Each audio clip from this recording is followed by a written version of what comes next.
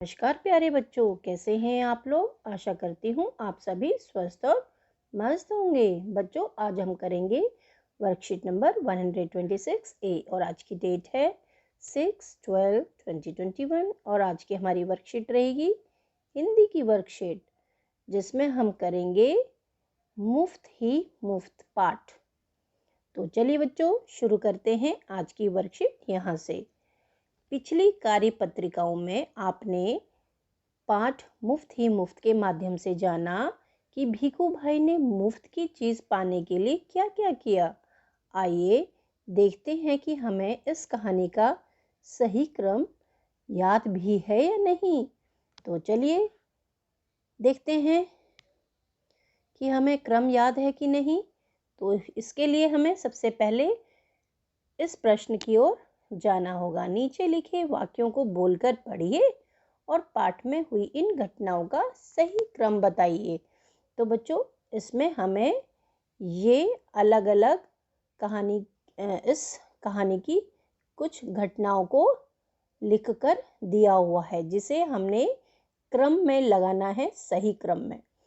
तो चलिए देखते हैं। सबसे पहले हमें यहाँ पर पहले क्रम में जो वाक्य आएगा, जो घटना आएगी, वो हमें करके दिखाई हुई है।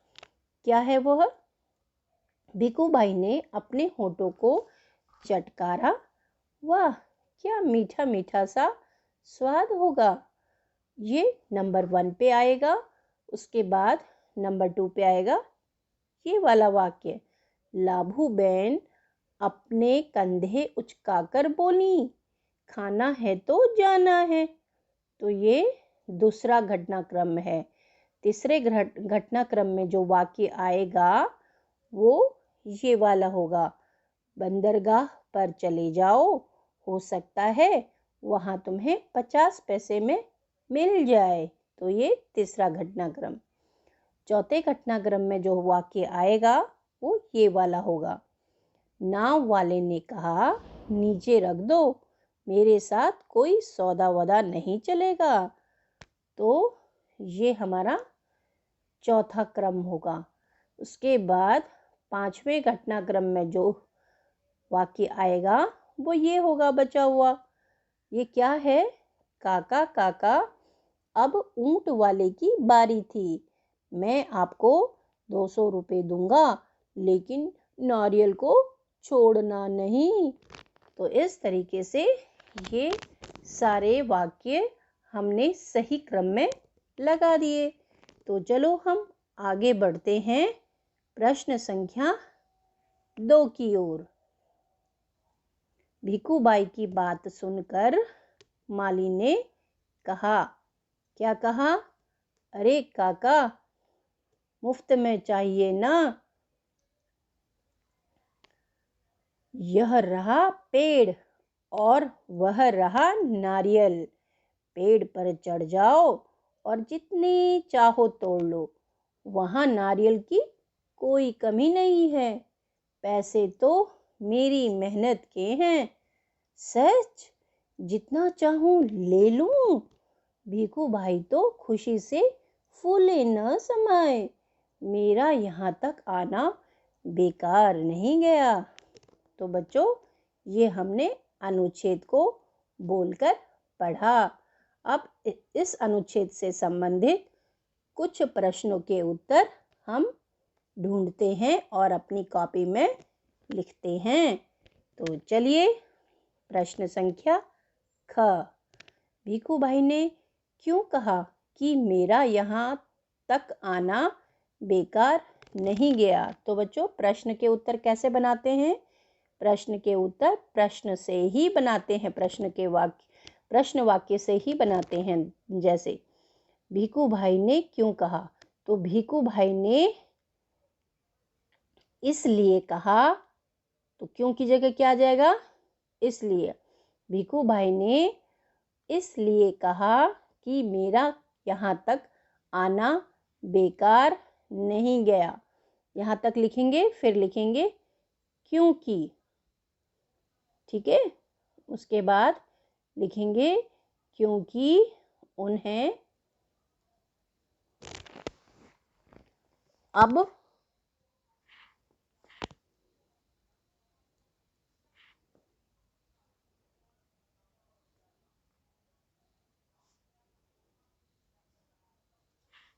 मुफ्त में,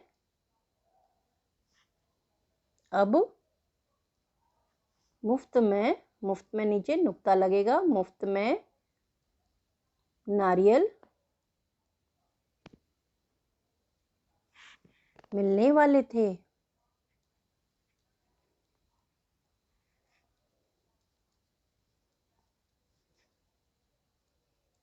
ठीक है बच्चों, तो ये इस प्रश्न का उत्तर रहेगा। अब हम बढ़ते हैं प्रश्न ख की ओर। प्रश्न ख में हमसे क्या पूछा है? भिखू भाई इतने खुश क्यों हुए? भिखू भाई खुश अब इसी से बनाएंगे।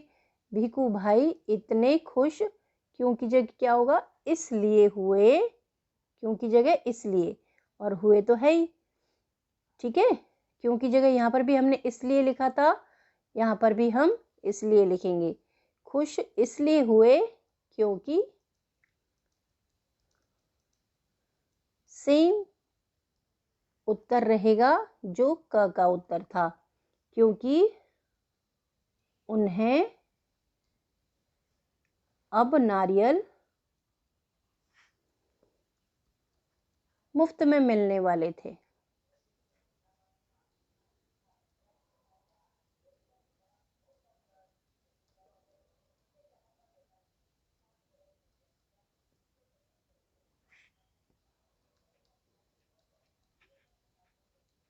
ठीक है बच्चों,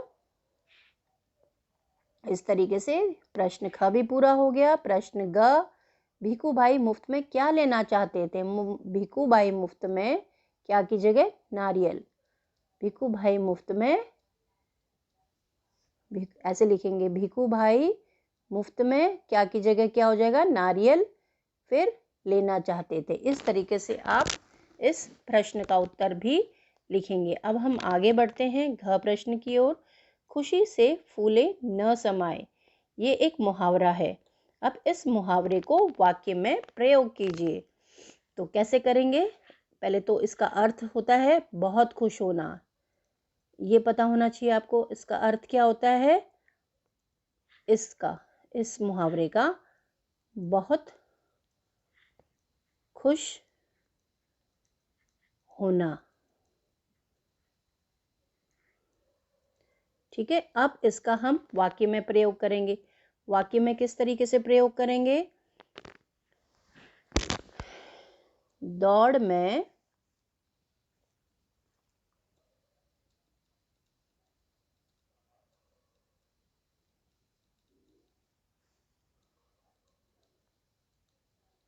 प्रथम आने पर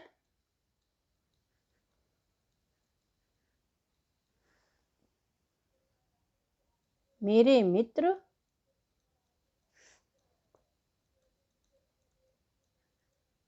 खुशी से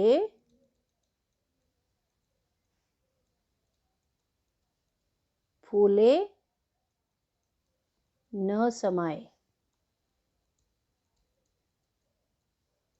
ठीक है बच्चों, तो अब हम आगे बढ़ते हैं। आगे है हमारी बातचीत। आओ बातचीत करें, ये वाला सेक्शन है, आओ बातचीत करें। अब इसमें हमें एक चित्र दिया है, जिसमें हमने देखना है कि ये इस पात्र के लिए और इस पात्र के लिए, दोनों के लिए हमने संवाद बनाने हैं। अब इस संवाद को हमने बनाना है, फिर जोर जोर से बोलना है और अपनी कॉपी में उसके बाद लिखना है। तो चलिए बनाते हैं। इसका नाम हम शेर ये शेर है और ये है भेड़। तो हम इन दोनों के लिए संवाद किस तरीके से बनाएंगे? तो सबसे पहले हम बनाते हैं संवाद भेड़ के लिए। किसके लिए बनाएंगे? भेड़ के लिए हम संवाद बनाते हैं। तो क्या संवाद बनाएंगे? देखिए, भेड़ भेड़ क्या कह रही है? शेर राजा, मैं इस तबले से ऐसी धुन बजाऊंगा कि आपका मन प्रसन्न हो जाएगा। तो लिखते हैं इसके संवाद को। भेड़, शेर राजा, मैं इस तबले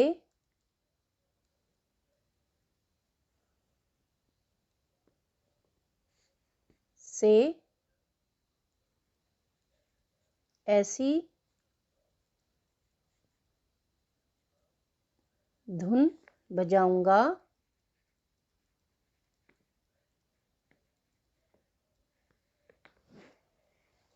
कि आपका मन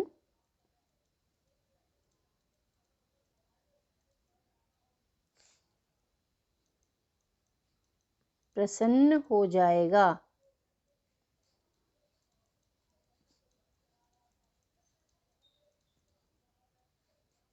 ठीक है बच्चों।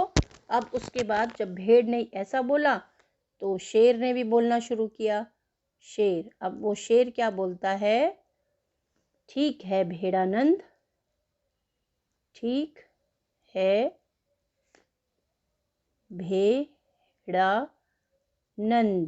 इसको भेड़ानंद करके बुलाता है। अगर मुझे धुन पसंद आई तो मैं तुम्हें आज़ाद कर दूंगा। अगर मुझे यह धुन पसंद आई तो मैं तुम्हें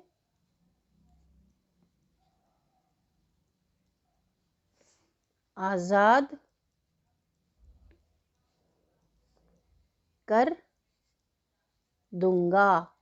ठीक है बच्चों, तो हमने ये संवाद दोनों के लिए बना दिया है और आप भी अपनी तरीके से इस संवाद को बना सकते हैं। अपने आइडियाज़ जो हैं, अपनी इमेजिनेशन, अपने अनुमान को इस्तेमाल करके अपने संवाद बना सकते हैं। तो बच्चों, आज की हमारी ये वर्कशीट जो है समाप्त होती है। उस करने से पहले जो है हम अभिभावकों के लिए भी कुछ हमें सुझाव दिए गए हैं, उसे भी पढ़ लें। बच्चों के साथ विचार विमर्श कीजिए कि प्रकृति ने अनेक वस्तुएं जैसे हवा, पानी, पेड़, नदी आदि हमें मुफ्त में दी हैं। हमें इन चीज़ों को बर्बाद नहीं करना चाहिए। अगर हमें कोई चीज़ मुफ्त में मिलती है इसका मतलब वह सरल तरीके से हमें मिल गई है, ऐसा नहीं सोचना चाहिए। जो मुफ्त में चीज़ मिलती है बेटा, उसे हमने बर्बाद नहीं करना है, ऐसा हमने अपने बच्चों को बताना है। तो इस तरीके से हमारी ये वर्कशीट समाप्त होती है। आशा करती हूँ आपको ये वर्कशीट समझ आई होगी। आगे की वर्कशीट में हम दोबारा मिलेंगे। तब तक के लिए आप स्वस्थ रहें, मस्त रहें, खुश रहें। धन्यवाद। Thank you.